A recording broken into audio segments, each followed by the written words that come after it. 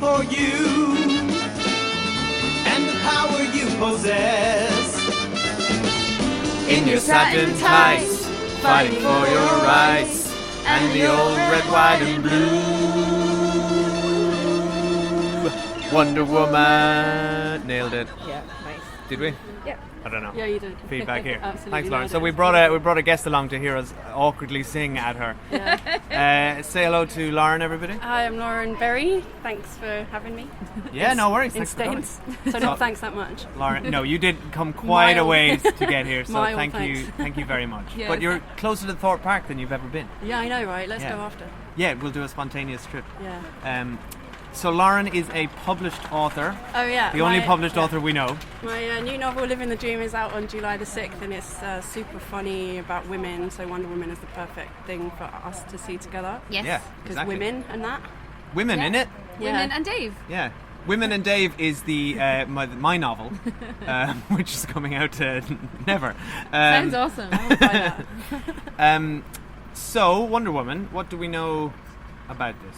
Have you Right. guys seen? You haven't seen Batman Superman. Have you seen it, Lauren? No, and I've I seen don't it, yeah. ever Yeah. want to see it. So Yeah. she showed up. No, it was pretty bad. But she was pretty. I thought she was good in it. All I remember liked her. about her in it is the photos.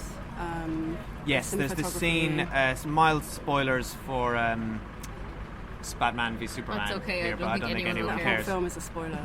Yeah, spoiler. Don't go see this movie. Yeah, there's a scene where Lex Luthor's got convenient files on all of the Justice League on, Yeah. his computer with logos, Yeah, custom yeah, yeah. logos made for each of them. His graphic design is yeah. in-house design. Yeah, for they're the really studio, on it. yeah.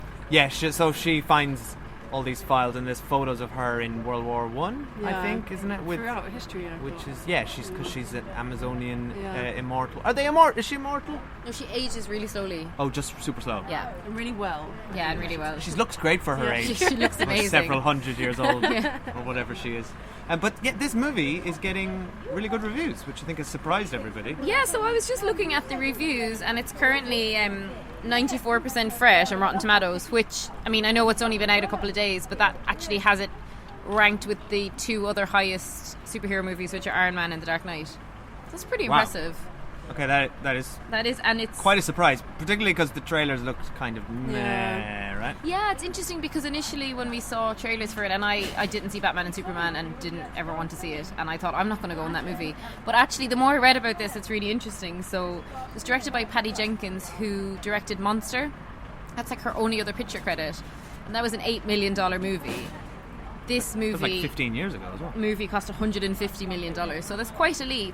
But it's not unusual because Marvel often take people who've only done very small things, like the director of the Guardians of the Galaxy 2, and he had only made like small projects before that. Yeah. So it's common with men, but not common with women.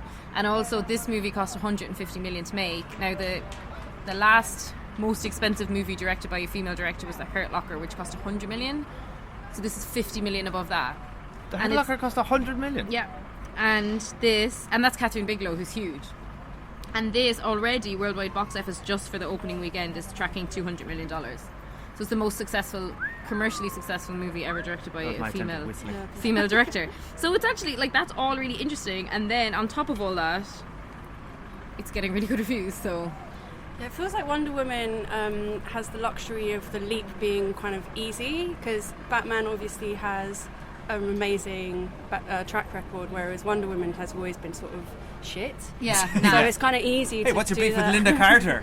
I mean, not. I mean, maybe just shoddy. Then, Yeah. like she's in pajamas. Shoddy basically. is So Yeah. it's a Yeah. bit like if Satin Batman. tights. Yeah, if Batman with Ben Affleck had come out straight after Batman in pajamas with Batman and Yeah, Robin. or George Clooney. Yeah, Yeah, George then Clooney, it wouldn't have been quite so shocking. But You're right. obviously, after the trilogy, it's always. I mean, that's Yeah, you're tough right. boots to fill, right? It's easier. They've got a lot less baggage. Yeah. there. Yeah, and So- apparently, you know the way all those movies all of those movies now, anything you watch, even Logan, which we liked, was like Wolverine's 10th movie, right?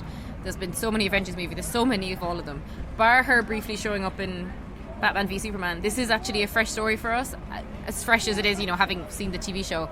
And apparently it's just a really good origin story, because a lot of them now, you're just, like, I'm watching some of those movies, and I can barely keep track. There's something like 20 characters in them, like the Marvel ones, and I don't know what's going on, I don't care what's going on. There's no one story because they're always building towards a bigger climax. Yeah, and we shouldn't have too much of that in this one because it's set so long before Bruce Wayne's even been born. Let's talk a little bit about her powers, right? Because I've always been more into the Marvel stuff. I don't really know a lot about Wonder Woman, but I know she has bulletproof bangles. What do you call these things? Or bracelets. She's got bulletproof bracelets, but not the rest of her, because why have bulletproof anyway? Because I don't know that. I mean, I was a huge fan. Like when I was in uni, I had a tape with loads of the episodes on it, the Linda Carter ones, and I used to just watch them all the time because it was so fun and camp.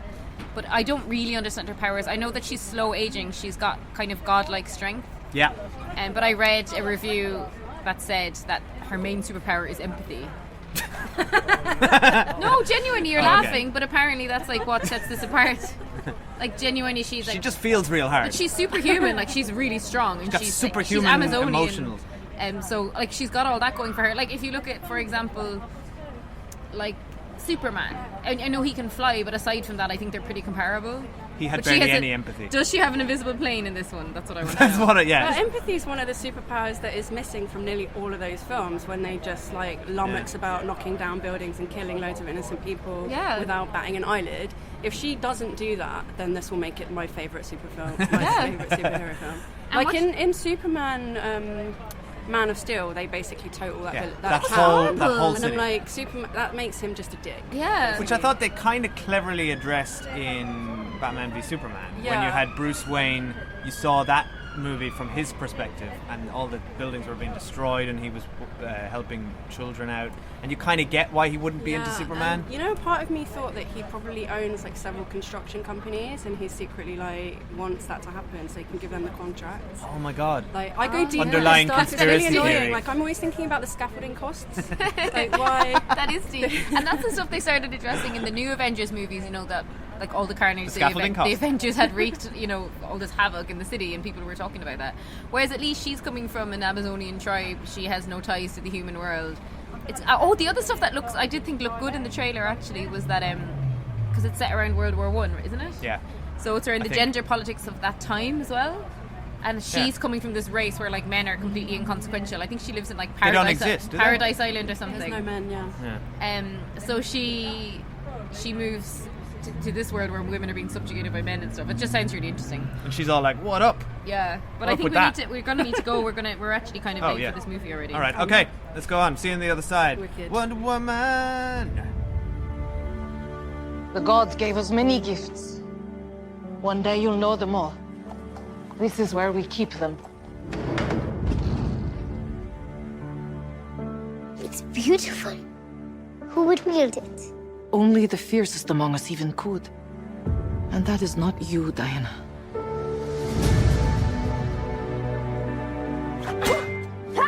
You will train her harder than any Amazon before her. 5 times harder.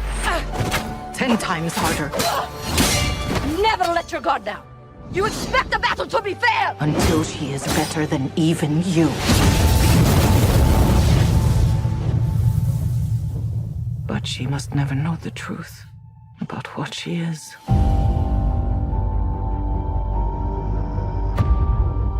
All right, so we're just out of Wonder Woman. We are walking back to the train.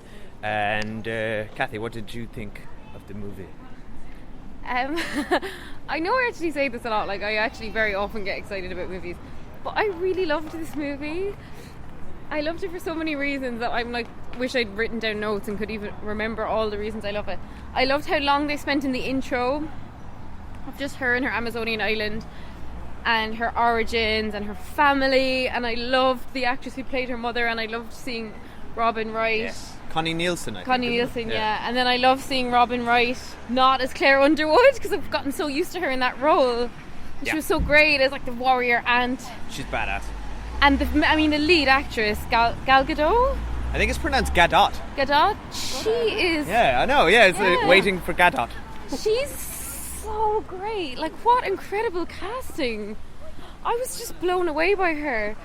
I actually had read that she was in the Israeli army at one point because they all have to serve, like, as part of like, that's what citizens have to do. Did you see, incidentally, this movie has been banned in Lebanon because she's she was Israeli? in the army, yeah. No, because she's Israeli. But also because she'd served in the army, I think. Oh, that too, okay. But anyway, so I loved all that.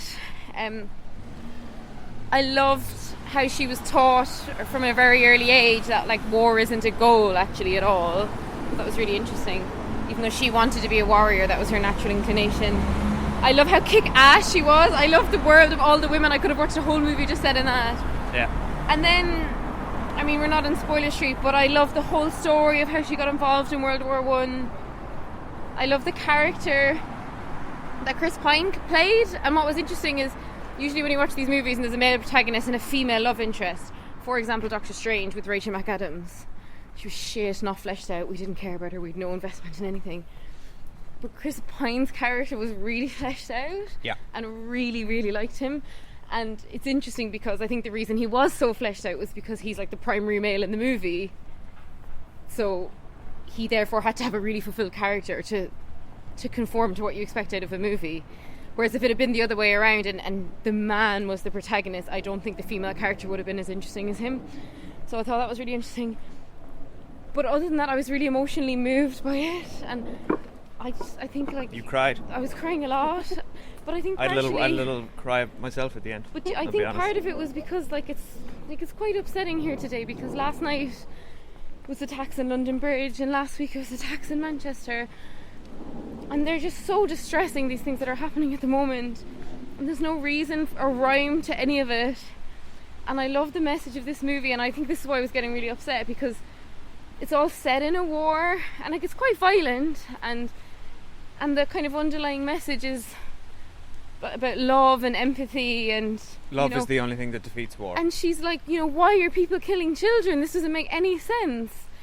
So in this story, it's an evil god of war. Her reaction to war, coming at it as someone who's never seen it or never really experienced violence, it really rang true. Really, it's like the horror of touching. like people who were at London Bridge last night seeing these horrific attacks, and they're so shocked, and it's so horrible, and that's what it felt like. So I think I was emotional about that anyway. And then I also love that I really could feel the difference with the female director, because albeit she's wearing skimpy clothes, unnecessarily skimpy clothes, there was no lecherous gaze on her. Like, when we went to see that X-Men movie earlier this year, and Olivia Munn was basically like some sort of sex robot, the way they filmed her and dressed her. Yeah. And this didn't have that feeling about it, despite the fact that she was in skimpy clothes. And I just found everything about it refreshing. I thought it was probably one of the best action movies I've ever seen. Like, I could follow all the action, which I often can't. And the opening battle scene on the beach was incredible. Really good. Like, I was literally gasping like, this is freaking amazing. Okay, Lauren, what about you? I second all of that, and I think one of the... That's fine, don't worry about the train. I can hear you fine. So one of the interesting things about the coverage is how centered it is on, it's like the female main character, and like all of the media kind of centers around the women and the feminism, and the film sort of didn't do that, which I'm really proud of and interested in. Like, they touched on it, but it wasn't the kind of main theme, like, oh my god, a woman is powerful. Like, they didn't dwell on that, which I really liked. The opening scene, the bit that we talked about, like the opening line. We had a good giggle at there's some incidental dialogue. Yeah, like, how are they doing? Very good, carry on. And you're like, wait, what? That's the opening line, guys. Like, did nobody check that in edit? And that sort of made me think, we might be in for some really corny crap here. The clunky dialogue at the beginning. Yeah, we were a bit nervous, but actually I thought the whole thing was very well written. Yeah, totally, and they pulled it back massively. And there was a couple of moments. Actually, can I just say, like, two notes that I made that I really nearly lost my shit and laughed. So at the end of the battle, the first, like, this isn't a spoiler, the very opening kind of battle scene. The Amazons are amazing at picking stuff up. That slow-mo, they use the sort of Matrix slow-mo really, really beautifully. Yeah, that was so good. But a lot of it is like bending really far over to pick things up. And I'm like, these guys, like, But there's a lot of you know when you drop something down the back of the sofa, you need like an Amazon woman to stop in and like slow-mo that shit. but somersault through the air, Yeah, sideways. Whilst There's a looking lot of like that. the most beautiful woman who ever lived. And then like bending over into a kind of C shape backwards off a horse to pick up a rock or whatever. Like that was really And that was impressive. also part of their training, which we saw at the beginning. Yeah. Like they know that these scenarios are going to happen where you're going to be riding a horse, Yeah. something's on the ground, you You're got gonna to have to bend get over that, yeah. backwards to get it, maybe Basically, somersault through the air. Your superpower is really picking stuff up in a very, very cool way. Yeah. And they were all really badass. And then, so in the beach, really, like the first sort of 10 minutes, the beach scene, at the end of the beach scene, like everyone's died and it's all been very dramatic, and they've kind of turned around to the main male character, and Robin, Connie Nielsen goes, "Who are you? Tell me your name." And you're like, his name's Steve. So if he turns around and says like, "Oh, I'm Steve," I'm like, that's the biggest anticlimax to the scene. And they cut, and then they wait until they're in like the chamber or whatever, and then he introduces himself as Captain Steve Travers, blah blah blah blah blah blah. Wonder Woman! Hello, Dave here. Sorry to interrupt the review. I am talking to you from the future. That's right. I have come back in time to warn you all of some imminent spoilers for Wonder Woman, because we accidentally spoiled things a little earlier than Spoiler Street. So from this point on, spoilers for Wonder Woman. You have been warned. Now back to the review. Back to the past. Wonder Woman! Yeah. Actually, I thought there were plenty of laughs in this movie. Yeah, it was fun. Genuine laughs, which is what the other DC movies have been sorely lacking in. Yeah. I think both Man of Steel and Batman v Superman. And then, sorry, in terms of the good writing, there's a bit near the end where they're having a conversation on the tower, and he says, "I've got to go, are you coming?" And she's like, undecided. And he says, "Well, I've got to go," and does this kind of shrug, like shoulder shrug, like, "I'm going." And it was so natural and such a normal kind of piece of dialogue that's so unusual in superhero films. Yeah. It's like the sort of side-eye thing. Their Yeah, they use body language. Like, you Yeah. need to use body language in movies. It's Their, a visual um, art form. their relationship between Chris Pine and Gal Gadot was very believable. I felt like they had Oh, their chemistry sort was of incredible. natural chemistry, but it wasn't like It wasn't like sexual. bouncing off the No. screen either. It was just very subtle. I felt very like they had a very deep connection, and I was very emotionally invested in their And relationship. I also love that they cut the sex scene, because I actually tried to write a sex scene. Wait, is as this a part of- spoiler street? Whoops. No, is it? They cut it. It's we'll put a spoiler warning at the beginning. Okay, yeah. Yeah. Put it for you. So you tried to write a sex scene. So I tried to write a sex scene, and I tried hard. Like I wrote the whole thing, and it was sort of a similar thing. Like there was fireplace, and they like got closer together. And then I was like, this is the most embarrassing thing ever. And I always find like romance at the cinema is a bit like watching a sex scene with your dad. Like there's all these people around, and it's like, I don't know, I find it really awkward. yeah. And so the fact that, which is exactly what I did to solve the problem for me as well, is I just cut it and it goes to the next day. And they just don't did even. you do the classic Then she cut woke to them up. the next morning with the blankets perfectly covered over? No, I'm like, and then and now breakfast. Yeah, which they didn't do in that movie. Well, Well, let's that's cut straight to spoilers. I will say first of all, I also loved it. I thought it was really really good. It was Can just you believe it's from the same studio that Batman vs Superman I came can't. from? Well, I think they just got things right here, because it's a very straightforward narrative. You know, it didn't, in terms of, it hasn't broken the mold in terms of origin stories, but that's fine, you know, because it worked. It was like there was a beginning, a middle, and an end. It wasn't just a series of incomprehensible, pointless scenes, which is what we've seen previously. And do you know what I really liked about it was she was a real hero, and she was earnest, and She really cared about people. exactly. We laughed earlier about her superpower being empathy. No, you but laughed. I wasn't laughing. I thought that was amazing. it genuinely was. I believed her sincerity, and now we can talk spoilers. That moment when they're in the trenches and the she sees all this horror and she's exposed with it, and everyone else is sort of indifferent to it. They know they have a mission. There's nothing we can do. She was unable to turn her back on it, and that's what a real hero is. Yeah. And that was so cool when she steps up that ladder. There's there is a flaw there where she does leap over and kill a bunch of German kids. Because actually I don't believe the trenches were fun for either side, and I know it's obviously the Germans are the baddies. But she's saving the village. Yeah, The village full of children. She killed the soldiers though, so they were in uniform representing evil, I guess. I know your point though, they were all really young, but in her head they were just like soldiers. I thought she was going to go all the way through without killing anyone, and when she turns around and Chris Pine is shooting, is her sort of wingman and is shooting people, and she's got the lasso in the village, I thought she was going to knock him out because he was also just randomly shooting people and trying. Yeah. Oh, you thought she was going to be complete and no but tolerance. You forget violence. she is a warrior, so Yeah, right, yeah. She defends It's she defends innocent people. But I loved what I was so happy that they brought the lasso in. I wasn't expecting that to be in this movie, and I just think that is such a fun weapon.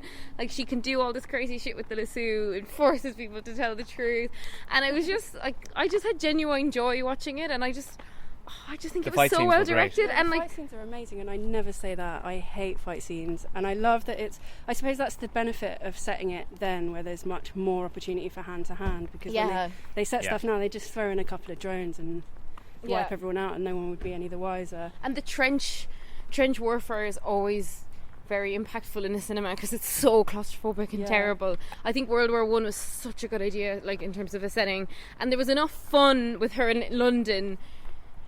There was fun elements of her being in London. Baby. I know, Yeah. it was fun. She was and so her being treated likeable. Why are women being treated like this way? But as you said, it wasn't knocking you over the head, and it was about 5 minutes. We get it in 19 whatever 18. year it was. It was women didn't have a vote. We know that, and they didn't dwell on that. That was it was just kind of fun the way they did it. But how cool, the other moment where I was like, okay, I'm just sold on Diana Prince as a character and I love her, was when she's in the boardroom and the generals are like, no, we can't do anything to risk it, and she just fucking lets one out, and she properly rips into him and then rips into Chris Pine.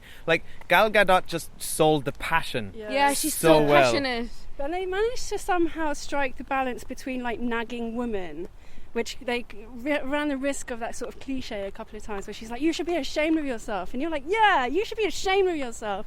It's like when you see someone going totally mental on a bus, but they're right, you're so behind them. It doesn't have to be just a nagging woman. What buses are you getting? Oh, with my mum, yeah. 18 in Sudbury. But she said, where I come from, generals fight with their men. They don't sit here behind desks making decisions about their lives, and I thought that was really powerful. I'm trying to think of things I didn't like.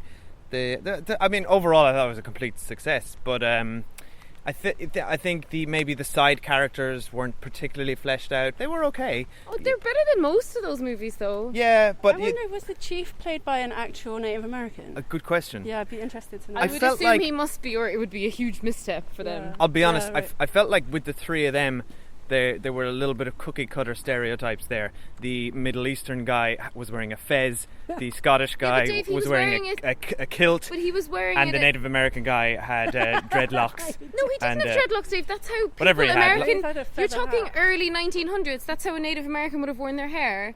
And the The Scottish guy would wear a kilt in the other battle. guy, not the Scottish guy. I've forgotten his name. He was wearing that hat Samir. because he said, I'm an actor, and he said, I want to be an actor, and everyone's fighting their own demons, and I have the wrong skin colour to be an actor, so now I'm a spy in this war. Yeah. And he seemed to relish putting on disguises and costumes, driving, pretending to be the chauffeur. So actually, I thought that was appropriate. I for did his like that character. line, and I liked It how was a really nice moment of clarity that could have been chintzy or overplayed, and they managed to really get it on the nose. So I was really impressed. That's true, that was quite nice. And to be fair, the whole thing with Charlie being this expert marksman and then he's unable to take shots, that does sell. Yeah, that was powerful. I mean, The horror imagine war a the bit. PTSD people would have had. They said, this is the 4th year of fighting. It was so emotional, and I wasn't expecting. I'm not the world's biggest Chris Pine fan. No? I wasn't. I just never think How could you anything not of like Chris him. Pine? No, I don't never have disliked him. Remember Hell or High Water? Yeah, I liked him in that. I just never. I don't know. He's not someone I particularly think I of. thought he was excellent. And he was I don't know who incredible Chris in Pine this. is outside of He this was film. Captain Kirk. He's Captain Kirk in the yeah. Star Trek movies. He was so good in this, and I mean, he was given a really, really interesting and good character as well but together I just was so invested in them. I just thought they were fantastic. That moment when they're dancing and it starts snowing. I was just crying very so beautiful. much. I think I must have cried 10, 15 times in this movie.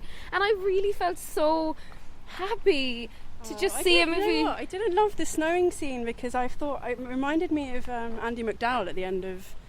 Is it raining? Is it raining? I hadn't noticed. I hadn't noticed. I'm like, oh come on, guys, this is a little bit. Remember, she comes from sorry, I just keep defending it. She comes from a really hot country, sure. so. Yeah. But yeah, I just found I really did find it really powerful watching the movie, thinking, this is a female director. This is a female lead. All the first 15 minutes of the movie are only women. Like, they're amazing women.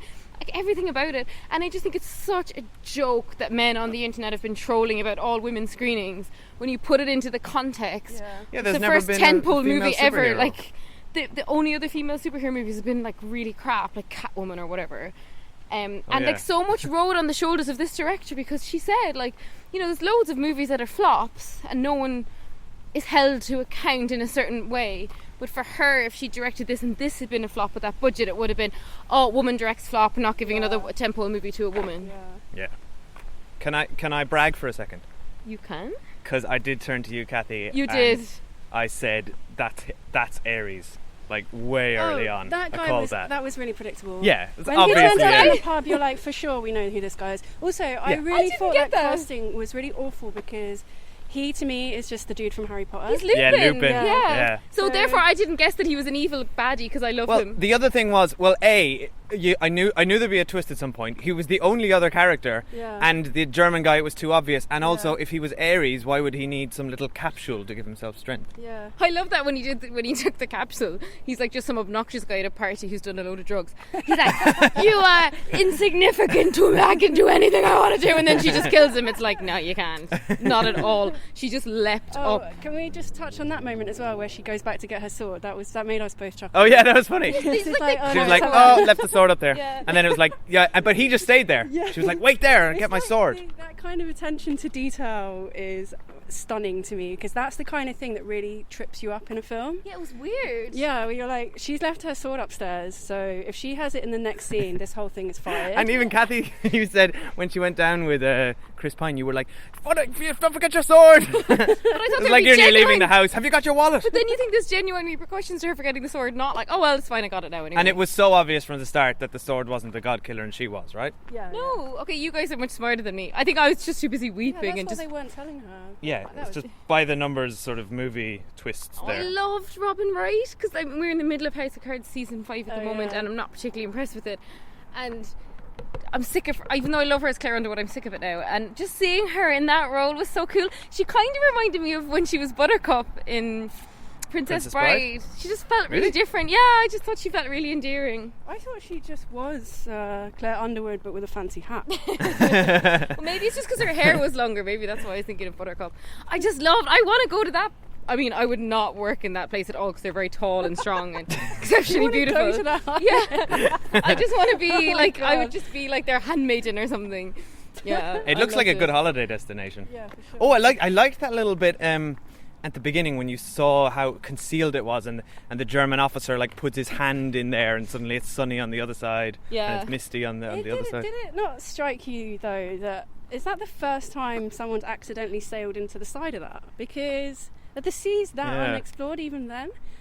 Like, he's on a rowboat next to an army ship, and he's like, "Oh look, here's a massive island that Yeah. nobody's ever trespassed. Let's blow it on." up. That was their first reaction. They just started firing. But were they following a plane, and maybe before that there hadn't been that much flights, so no one had ever ventured that far? Yeah, maybe. Yeah, I guess. Sorry, I'm just like defending it again. Um, Oh, how about we the better get amazing- Lauren to her train. We get Lauren to her train. Can I make one more? Really, I thought it's such a clever scene, and this is an example of like the very good script writing and direction.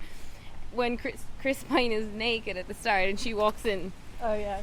and she has never seen male genitalia before, and we think she's interested in it, and she's asking him, what do you like compared to other men of your species? And he's like, ooh, above average, and he's trying to say he's got a big willy, and then she's like, What did she say again? Basically, They turns out make she's us- talking about his watch. Yeah, they make us think that she's talking about his penis. And I just thought that's really funny because that was scene was golden. yeah, actually. it was just such a good scene. And actually, at that point, I thought this is why I think we should put a spoiler warning before the sex scene bit, because I thought they weren't going to hook up. I thought she was going to be just completely indifferent to him. That would have been nice also. Yeah. Actually, one thing that I did have a little bit of umbrage with is the Dr. Poison. Is she female in the comics? I assume that she is, because I Dunno, felt I'm like not her really familiar with nemesis didn't need to be also a woman. And I really, I hate like facial scarring as a sign of a baddie, because she might have just got that. a bit in lazy, like isn't it? Yeah, it's really lazy, and she might have just got that in an accident. And I then guess she got it from like doing some terrible doing something deed. terrible, yeah, for sure. But it's as a trope, or it's I find that really upsetting. Or an eye patch. Yeah, yeah. And also when she took the mask off, I was like, it's actually not that bad compared to the mask, which makes you look fucking mad. Yeah, the mask was yeah, like a almost- Chucky doll. Almost be Just better off without it, yeah. Just a bit of lippy, mate. You'll be all right. I quite But liked you her want though. There was exposed open flesh though on your face, like you'd be prone to sores and stuff. Yeah, let's get into the nitty gritty of the day to day of having severe facial scarring. I quite liked her. I don't know who she was. She brought a bit of humanity to it. There was a lot, like when Chris Pine is sort of chatting her up by the fire. Oh yeah. There's something in her eyes. It's just Well, like I actually really liked that scene because she did what I would do if I was talking to a guy who I was a bit interested at a party, and then I suddenly saw his jaw drop and he was staring at another woman. I'd be like, "Fuck you! I'm you, not buddy." talking to you." Yeah, that was awesome. all right. We better wrap things up. Thanks for listening. Oh wait, it's a bit echoey in here. We should go outside. Let's go back outside. Thanks for listening. You can follow us on Twitter at The Cinemile, and we're on Facebook at The Cinemile. And please, because it really helps us, go on iTunes and leave us a review. That would be Yes, very we helpful. really appreciate that. Yes. And Lauren has a film blog. Oh yeah, popcornpirate.com, which is like one-line reviews of terrible films. And your book is coming out next month. Yeah, July the 6th. It's called Living the Dream by Lauren Berry. Oh, thanks for the Great. plug. I really Can't appreciate wait it. to read it. Excited. Well, I'm going to propose it in my book club as the Thanks. next read. Yeah, it's really nice just to have someone to go to the cinema with, actually, so I appreciate it. Good, we're glad. Oh, we should have mentioned, Lauren, congratulations on your newborn baby, 10 weeks No, old. that makes me sound like a really bad mother. No, it no, doesn't. no. I left her This is alone. your first. No, Yeah. you're inspiring us because we want to know that people can go to the cinema after they have It's a baby. still possible. Oh, There they is hope. have like children's only viewings that I think we should all go to together. Yes, I think so once- too. Great, bring all the babies. Yeah, it's Yeah. going to be hell. Budding film reviewers. Yeah. All right, thanks for listening, everyone. Go see Wonder Woman. Bye. Bye. I'm going, Mother. If you choose to leave, you may never return. Who will I be if I stay? Will come when you will have to rise.